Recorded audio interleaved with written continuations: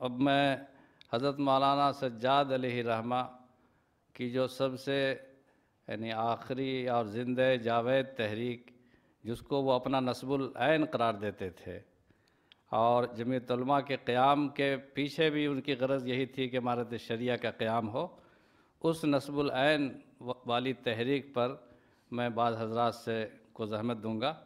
سب سے پہلے حضرت مولانا سجاد کے نظریہ امارت پر حضرت مولانا مفتی اشرف عباس صاحب قاسمی استاذ دارالعلوم دیوبند کو زحمت دیتا ہوں کہ تشریف لائیں اور آپ کے نظریہ امارت پر روشنی ڈالیں۔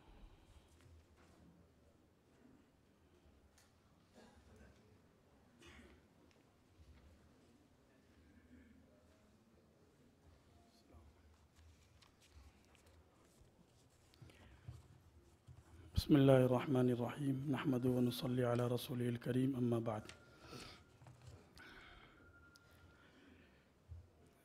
حضرت مولانا ابو المحاسن محمد سجاد رحمۃ اللہ علیہ کو محدود وسائل، اقتدار سے محرومی اور اپنی بے بسی پر محض آنسو بہانے کے بجائے خدشات کو توقعات میں بدلنے اور رہی صحیح طاقتوں کو مجتمع کر کے سمندروں کو پاٹنے اور کوہ سے دریا بہانے کا بے پناہ حوصلہ فیاض ازل نے بخشا تھا۔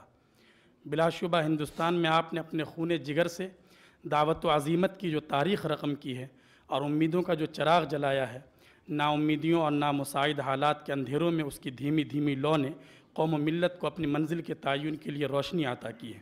شرعی عمارت قائم کر کے آپ نے ثابت کر دیا ہے کہ ایک سیکولر اور غیر مسلم اسٹیٹ میں بھی کیسے بہت حد تک مسلمانوں کی اجتماعیت اور نجی و اجتماعی زندگی میں شریعت کی بالادستی کو برقرار رکھا جا سکتا ہے۔ مولانا کا جو نظریہ عمارت ہے، اس سے پہلے اس بات کی ضرورت ہے کہ ہم اس وقت کے حالات کو سمجھیں اور مسلمانوں کے لیے عہد مغلیہ کے بعد کیا صورتحال درپیش تھی وہ ہمارے سامنے ہیں۔ ظاہر ہے کہ اس وقت کی صورتحال میں یہی ایک راہ بچی تھی کہ مسلمان اس سلسلے میں خود پہل کریں اور اپنی اجتماعیت کا ثبوت دیتے ہوئے کسی امیر کے ماتحت منظم طور پر شرعی زندگی گزاریں۔ اس ضرورت کا احساس یوں تو بہت سے علماء کو تھا، تاہم اس کے لیے پہل اور خشت اول کی سعادت حضرت مولانا ابو المحاسن سجاد صاحب کا مقدر تھی۔ مولانا فقیہ النفس عالم تھے، اسلام کے سیاسی اور اجتماعی قوانین پر گہری نظر رکھتے تھے۔ وہ کسی اسلامی ملک پر کفار کے تسلط کو نہایت تشویش کی نظر سے دیکھتے تھے۔ ان کا خیال تھا کہ کفر کے اس بے پناہ غلبہ اور اثرات کو جس قدر کم کیا جا سکے کم کرنا چاہیے۔ جن چیزوں میں حکومت مسلطہ مداخلت نہیں کرتی اور جو چیزیں اس کے دائرہ اقتدار سے باہر ہیں، ان میں اپنا مکمل شرعی نظام قائم کیا جائے۔ وہ چاہتے تھے کہ زکوٰۃ اور عشر کا صحیح انتظام ہو اور مسلمانوں کے صدقات و خیرات صحیح مصارف پر خرچ ہو سکیں۔ ظاہر ہے کہ ان کی یہ ایک شرعی خواہش تھی، اور 1857 کے اس انقلاب کے بعد جو ہندوستان میں ظہور پذیر ہوا تھا، اور اس کے لیے اس میں اس نظریے کی بہت زیادہ اہمیت تھی، اور مولانا سجاد اپنے اس نظریے پر مضبوط دلائل رکھتے تھے۔ قرآن و حدیث اور فقہ کے اصول و فروع پر چونکہ ان کی بڑی گہری نظر تھی، اس لیے وہ ہر بات مدلل انداز میں کرنے کے عادی تھے۔ چنانچہ اس سلسلے میں جو دلائل حضرت مولانا کی تحریروں میں ہیں، کتابوں میں ہیں، ان کا ایک جائزہ پیش کیا گیا ہے، اور اس کے بعد نظریہ عمارت پر اعتراضات بھی بعض حلقوں کی طرف سے تھے، ان کا بھی جائزہ لیا گیا ہے، اور نظریہ عمارت پر شبہات و جوابات کا خلاصہ بھی ذکر کیا گیا ہے۔ چونکہ یہ جو شبہات اور اعتراضات تھے، بعض تو دنیا دار طبقے کی طرف سے تھے، لیکن بعض علماء کی طرف سے، یعنی ان میں بڑے محقق اور اکابر علماء تھے، ان کی طرف سے بھی تھے، اور جن میں بہت سے اکابر کے نام ہمارے سامنے ہیں۔ خود حضرت مولانا عبدالباری فرنگی محلی رحمۃ اللہ علیہ کے ذہن میں بھی بہت سے شبہات تھے۔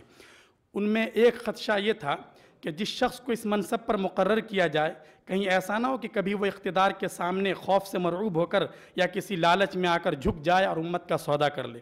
ایک شبہ مولانا کو یہ تھا۔ دوسرا یہ تھا کہ ہندوستان دارالاستیلاء ہے، یعنی ایسا ملک ہے جو حقیقتاً دارالاسلام ہے، لیکن اس پر غیر مسلموں کو غلبہ و اقتدار حاصل ہو گیا ہے۔ مولانا اس کے قائل تھے کہ اس عارضی اصطلاح کو دور کرنا ہمارا فرض ہے، لیکن وہ اس کے متلاشی تھے کہ ایسی صورت میں امیر مقرر کر لینا اور پھر اس کی بیعت کرنا لازم و ضروری ہے، اور کیا اس کی نظیر قرن اول میں موجود ہے؟ مولانا نے اس طرح کی بیعت کا انکار تو نہیں کیا، لیکن ان کو لزوم میں شک رہا۔ تیسرا سوال ان کے ذہن میں یہ تھا کہ اس طرح جو امیر مقرر کیا جائے گا اس کی حیثیت کیا ہوگی؟ آیا وہ امام اعظم ہوگا یا والی यानी अमीर नाहिया या काजी होगा। ये तीनों एतराज़ात हैं। हज़रत मौलाना ने अपनी तहरीरों में इन सारे एतराज़ात के तफसीली जवाबात दिए हैं।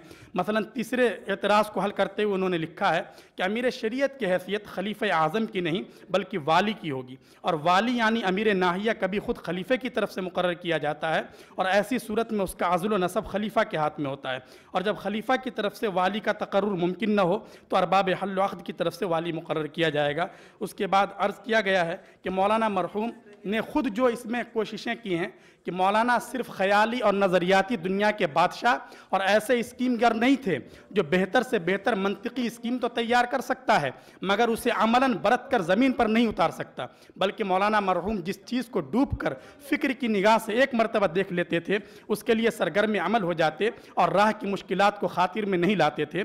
चुनांचे इस सिलसिले में उन्होंने पेशरफ्त की। शेखुल हिंद हज़रत मौलाना महमूद हसन देवबंदी रहमतुल्लाह अलैह से देवबंद जाकर ख़ुद मिले और इमारत शरिया के मुताल्लिक़ गुफ्तगू की, और जमीयत के इजलास दोम में नस्ब अमीर के मुताल्लिक़ तजवीज़ भी तैयार हो गई थी, लेकिन हज़रत शेखुल हिंद की अलालत की वजह से जबकि वो ख़तरनाक हालत से गुजर रहे थे उसे दूसरे इजलास के लिए मुलतवी कर दिया गया।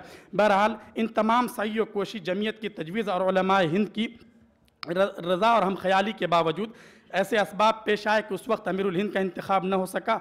मौलाना ने सूबे बिहार में अपनी सतह पर यह कोशिश की, और ज़ाहिर है कि सूबे बिहार की जो इमारत शरिया है उसका भी यहाँ से हमेशा ताल्लुक़ रहा है। मौलाना ने बिहार की सतह पर नस्ब इमारत की कोशिश की और इसमें कामयाब भी रहे। ताहम हमें ये नहीं भूलना चाहिए कि बिहार का ये इजलास जिसमें अमीर शरीयत का इंतखाब हुआ ये भी जमीयतुल उलमा के ही ज़ेर एहतमाम सा, और मरकज़ से जमीयत के नुमाइंदा हज़रात शरीक हुए थे। उसके बाद भी अमीर शरीयत के इंतखाब के मौके पर अकाबिर जमीयत की शिरकत हुआ करती थी। बहरहाल मौलाना का यहाँ से भी और वहाँ दोनों जगह से बहुत कलीदी ताल्लुक़ था। और उसके बाद फिर जमीयत की खिदमात का भी तज़किरा। और आखिरी बात, मैं इस बात को क्या अपनी बात ख़त्म कर रहा हूँ, आज से 100 साल कबल हज़रत मौलाना अबुल महसिन सज्जाद साहब ने जो नज़रिया इमारत पेश किया था और कौम को जो राह दिखाई थी, अल्हम्दुलिल्लाह उसके सालेह असरात से कौम मुस्तफ़ीद हो रही है।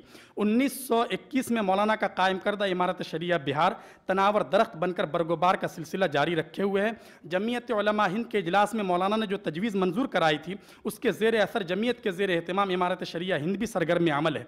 लेकिन मौलाना सज्जाद क़याम इमारत के ज़रिए जिस इस्लामी ज़िंदगी का ख्वाब आँखों में सजाए चल दिए थे, हम उससे बहुत दूर हैं। वो गैर शरई ज़िंदगी और गैर मुनज़्ज़म ज़िंदगी से बहुत कुड़ते थे और इस पर इस कदर रोते थे कि बकौल मौलाना अहमद सईद देहलवी उनकी हिचकियाँ बंध जाती थीं।